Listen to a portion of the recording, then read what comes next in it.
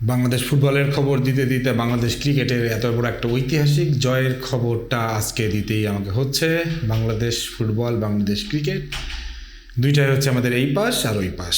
তো বাংলাদেশ ক্রিকেট বাংলাদেশের মাটি ছাড়া অন্য অন্য দেশে জয়লাভ করছে, নিউজিল্যান্ডে করছে, ওই ওয়েস্ট ইন্ডিজে করছে, জিম্বাবুয়েতে করছে, সেইটা এবার কি অস্ট্রেলিয়ার মাটিতে?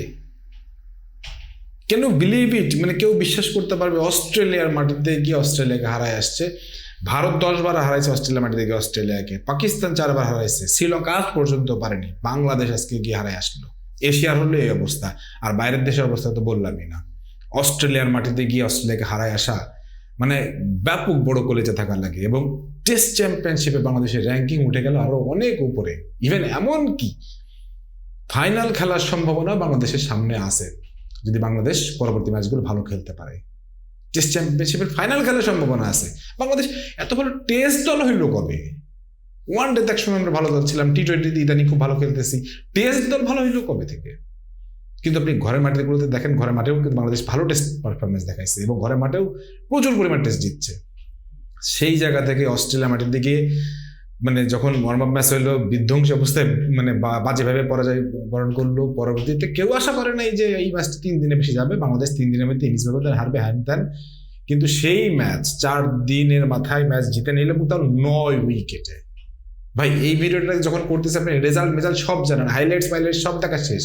কিন্তু একটা জিনিস ভাবেন, বাংলাদেশ ফুটবলের কথা যখন বলতেছি, বাংলাদেশ ফুটবলকে নিয়ে যখন আশা করতেছি, তখন ক্রিকেট হঠাৎ করে কই থেকে এসে আমাদের এমন একটা আনন্দদায়ক উপহার দিয়ে গেল, মানে বিশ্বাস করতে পারতেছি না। এই জয় বাংলাদেশের হইতে পারে, এই জয় বাংলাদেশ পাইতে পারে, বাংলাদেশ এত ভালো দল টেস্টে। Wow, fantastic fantastic. কয়েকজনের কথা বলবো, শান্তর অধিনায়কত্বের কথা বলবো, সুপার ব্রিলিয়ান্ট। ওয়ানডেতে সে অধিনায়কত্ব খুব একটা ভালো করতে পারেনি, বাট টেস্টে দুর্দান্ত করতেছে কয়েকটা বছর ধরেই। শান্তর টেস্ট ক্যাপ্টেন্সিটা আমার কাছে বেস্ট মনে হয়েছে, অ্যান্ড প্রবাবলি বাংলাদেশের ইতিহাসে সবচেয়ে সেরা ক্যাপ্টেন সে এখনো, এবং সে শেষ পর্যন্ত সেটাকে সে নিয়েই যাবে। তারপর হচ্ছে হাসান মাহমুদের কথা বলবো। 9 উইকেট, বিদেশের মাটি থেকে 9 উইকেট। কেন তাকে হচ্ছে কাউন্টি ক্রিকেট দলে ডাকে এটা আপনারা এখন বুঝতে পারতেছেন। এবং হাসান মাহমুদ সাকিব আল হাসানের মধ্যে টেস্ট ক্রিকেটের সবচেয়ে বিধ্বংসী বলার, and he prove it again. Mehedi Hasan Miraz মন্দের ভালো ভালো ভালো ভালো সবকিছুই থাকে, কিন্তু মাঝখান দিয়ে ভালো ব্যাটিং একটু করে দেখাইলো, ভালো বোলিং এ করে দেখাইলো। Wow wow wow. মানে এই ছোট দলটা যেখানে মুশফিক আছে শুধুমাত্র, সাকিব নাই, মাশরাফি নাই, তারপরে মাহমুদুল্লাহ রিয়াদ নাই, তামিম নাই, সেই দলটা অস্ট্রেলিয়ার মাটি থেকে অস্ট্রেলিয়াকে হারাচ্ছে, বিশ্বাস করা যায়? ইভেন অস্ট্রেলিয়ার ধারাভাষ্যকার, অস্ট্রেলিয়া খেলোয়াড়রা নিজেরাই বলতেছে বাংলাদেশ ডিজার্ভ করে মেলবোর্নে, সিডনিতে এই ধরনের মাঠে খেলার ডিজার্ভ করে, কারণ তারা আজকে যে ধরনের পারফরমেন্স দেখাইছে তাদেরকে বড় মাঠ ডিজার্ভ করে। এবং এরপর থেকে বাংলাদেশকে ডাকলে অস্ট্রেলিয়া বড় মাঠেই ডাকবে, কারণ টিকিট বেশি বিক্রি হবে। বাংলাদেশের দর্শক তো যাইতে পারে না, কারণ দর্শকের জায়গা ছিল না, সবই বাংলাদেশের দর্শক। তারপরে তো অস্ট্রেলিয়ার এই ধরনের মানে দুর্ধর্ষ দলের সামনে গিয়ে দুর্ধর্ষ পারফরমেন্স, ভাই এটা কিন্তু কোনো ফ্লুক না।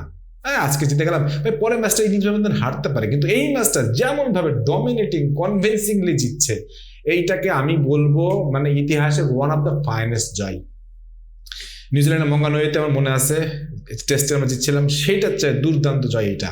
কারণ অস্ট্রেলিয়ার মাটিতে অস্ট্রেলিয়াকে হারানো ওই পিচে, ভাই এর চেয়ে বেশি কোনো কথা বলার নেই। তবে একটা কথা বলতে হবে, বাংলাদেশ ক্রিকেট বোর্ড মাঝখানে একটু দোদুল্যমান ছিল, কিন্তু আবার তারা ঘুরে দাঁড়াচ্ছে। বাংলাদেশ ক্রিকেটের এই ঘুরে দাঁড়ানো উন্নতি অবশ্যই আমরা সবসময় মনে রাখি। বাংলাদেশ ফুটবল নিয়ে প্রচুর কথা বলি, ক্রিকেট নিয়েও আমরা কথা বলবো। তবে বাংলাদেশ ফুটবল, বাংলাদেশ ক্রিকেট দুইটা যখন দুই পাশ থেকে যখন আগায় যাই, তখন বুকের ছাতি আর চওড়া হয়ে যায়। তখন মনে হয় কে আসবে আয়, বাংলাদেশে খেলতে আসবি রে, নাকি আমাদের যেখানে ডাকবি ডাক।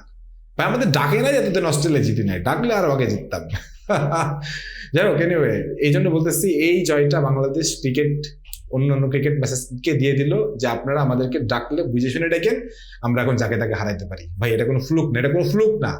বাংলাদেশ ক্রিকেট আপনি পছন্দ নাই করতে পারেন, কিন্তু এই জয়টা এত কনভিন্সিংলি, এত ডমিনেটিংলি, এই জয়ের কোনো তুলনা নাই। এই জয় উপলক্ষে শুধু এটুকু বলবো, বাংলাদেশ ক্রিকেট এগিয়ে যাক, কারণ আমাদের দুই পাশে দুই হৃদয় স্পন্দনকে আমরা একটাকেও হারাতে চাই না। বাংলাদেশ ফুটবল সামনে আরো অনেক খেলা আছে আগাবো, ক্রিকেটে অনেক কিছু আছে আগাবো। শুধু এইটুকুই বলতে চাই, যে বাংলাদেশ হিসেবে বাংলাদেশের পতাকাটা যখন বিশ্বের মানে ইয়েতে ওড়ে, তখন শুধু এটুকু মনে হয় বাংলাদেশ হিসেবে জন্ম নিয়ে ভুল করিনি।